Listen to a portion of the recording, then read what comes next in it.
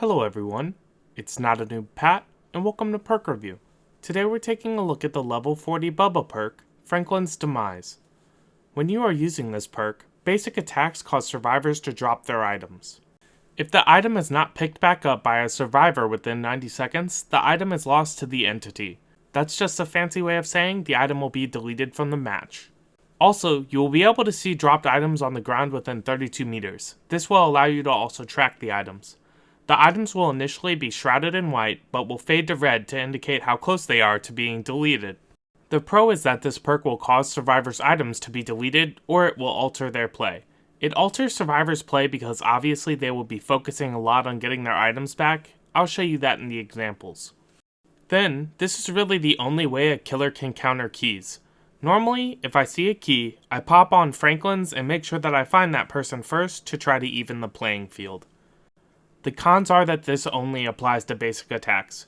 This is really good for M1 killers, but if you're using the Huntress with hatchets, Bubba with a chainsaw, or Plague with puke, keep in mind you're going to have to M1 to make survivors drop items. Finally, this perk can be easily countered by survivors. I'll talk a lot more about this in the video examples for what your strategy should be with Franklin's and what the survivor's strategy is to get around it. Let's get into our video demonstration. I'm using Franklin's, so when I hit a survivor with the basic attack, they drop their toolbox.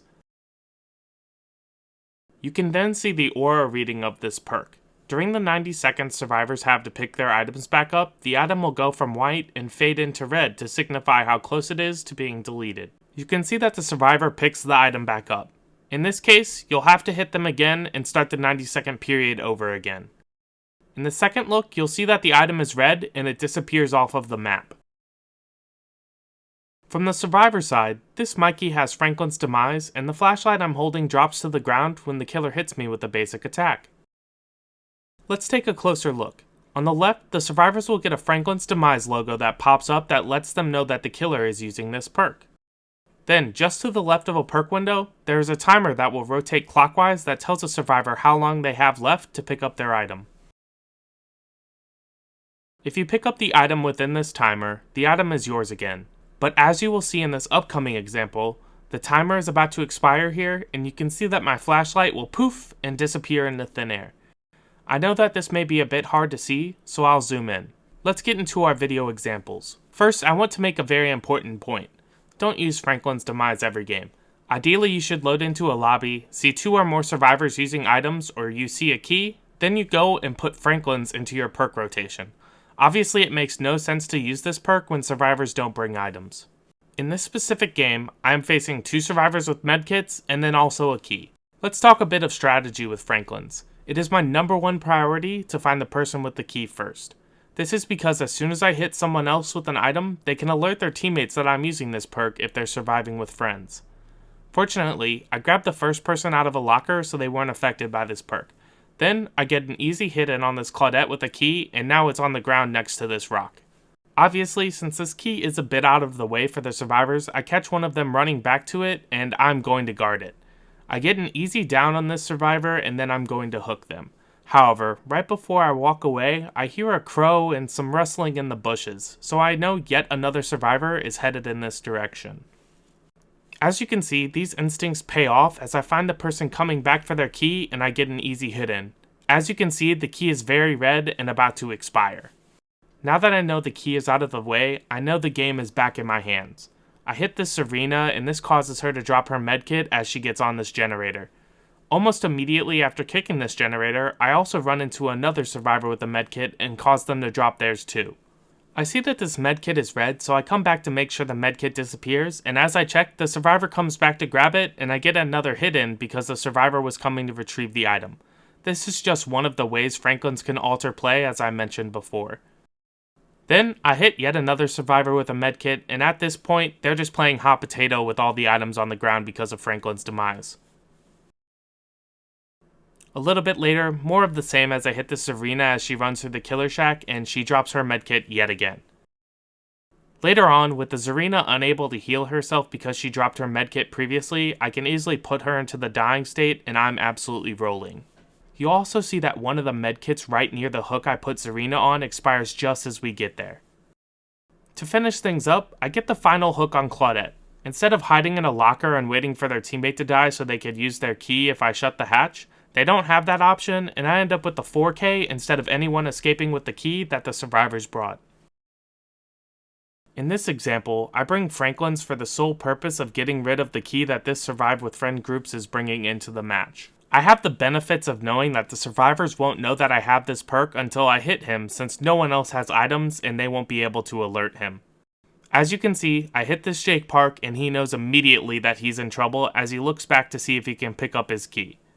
He throws down the pallet once he realizes the key is now on the other side of the window vault to create distance. Unfortunately for him, I get another easy hit in, I down him, and the key drops to the floor again. Now Franklin's will really be showcased here, as apparently the survivors have zero faith that they'll be able to escape without this key. After running these survivors off of the nearest generator, I take Jake Park to the basement, but as I emerge, I don't see the white aura of the key, so I know yet another survivor has picked it up.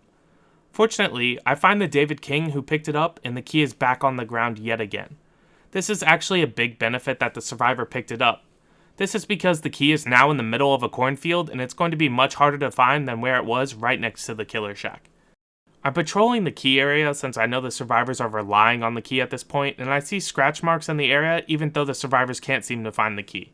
I introduce myself to this Serena who wanted the key, and instead of it, she's going to get a smack. Instead of learning her lesson, I briefly go to check on the key and then the unhooked survivors. The Zarina tries to sneak back to the key, and now I'm going to punish her again and get yet another easy hook, in part due to this perk. At this point in the game, the key is gone and I'm good to go. However, I see with my barbecue that the David King is still looking for the key in the dropped area. Eventually I catch up to the David after following their scratch marks from this area, and I can put them on the hook. Barbecue shows me this Claudette's location. Their teammates are going to give themselves up on the hook, but that doesn't really matter at this point. There's going to be no hope for this survivor as the hatch won't open in enough time to save them, and I'm going to easily down them and finish off the game. However, let's talk about the survivor counter to this perk. I have a key in this upcoming match and I am with a 4-person Survive with Friends group. The Bubba does the right thing to start. He finds me first with this perk and basic attacks me to make me drop the key. Unfortunately for him, I go back in enough time to pick up the key, and I drop it again to stop the timer. He does return to hit me, but obviously the key isn't in my hand anymore, so I won't drop it and the timer won't start. Later, my friend with the medkit with the syringe told me where he had dropped his item. Obviously, I'm going to take my time to find it. I pick the item up, drop it again, and now the item is fine since it won't be affected by the Franklin's Demise timer. Now I'm going to run back, grab my key, and tell everyone that I'm putting it in the killer shack for someone to grab later if they need it. As you can see here, my teammate Flawless has picked up the key right before going to unhook one of our teammates. Then, they can both run for the hatch at the killer shack, open it, and both escape. You can see how you could still counter this perk by dropping your items on the ground. But at the very least, this perk did alter play because we had to worry about juggling our items. Let's give this perk a grade. Franklin's Demise is a 5 out of 10. This perk is still the best way for killers to counter survivors with items. This is especially true for keys if you use this perk strategically. Speaking of strategy, survivors can also counter this perk, especially with keys, by just dropping their items prior to being hit. For this reason, I think giving this perk anything above a 5 just wouldn't make any sense. Another reason why this perk got the grade that it did, this perk is extremely situational. You can't use it every match, banking on survivors dropping items they may find in a chest. You should see at least 2 or more items in a lobby if you're going to use this perk. The only situation you should probably use it for 1 item is if there is a key. Finally, if you're one of the real ones who made it to this point in the video, I hope 2021 is a great year for you. I'm certainly hoping this year is better than 2020. Thank you guys so much for watching. I hope you enjoyed this video. If you did, make sure to leave it a like. If you want to check out more perk review, make sure to look for the links in the description and visit my channel to subscribe. I also stream twice a week on Twitch if you want to stop by. Take it easy.